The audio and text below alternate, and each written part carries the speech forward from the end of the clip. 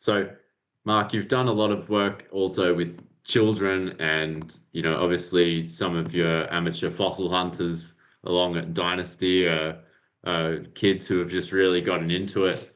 Can you share a story or two from your time with teaching with kids, maybe how it's impacted them, or some Yeah. stories So you've heard? one of my favorite times and things to do is to go and talk to schools.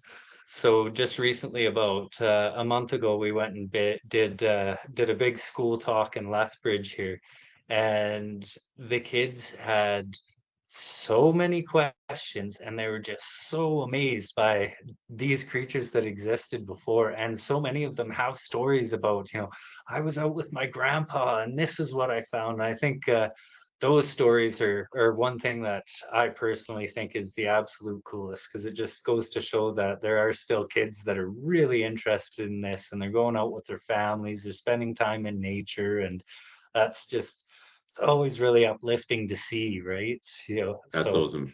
and then just their excitement, you show them something like a big mosasaur jaw or a mammoth tusk, and then everyone's all extremely kind of standoffish, and you tell them, oh no, it's fine, that one's actually mine, you can touch it, you can play with it. They just go wild. So yeah, that was it's that excitement and the zest for learning and trying to figure out, what existed so long ago, that just it puts a smile on your face. Like, how can't it just, you know?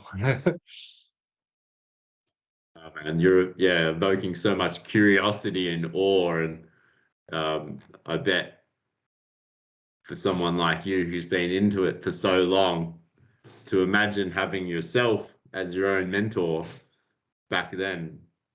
Do you ever think of that? Absolutely. And that's, yep, often. And that's kind of why it brings me back to, when I was in school before we found the tracks, and those people who came and would talk to me and show me these wonderful things. And it's like, from that spawned just this entire lifestyle and passion, and, you know, uh, want to share it with the rest of the world, and share it with people and families, and let families know that it is literally right outside their doorstep. It's, not something you have to go to school for years and years to be able to do. You don't have to be, you know, any echelon of society can go out and find a fossil and, enjoy themselves.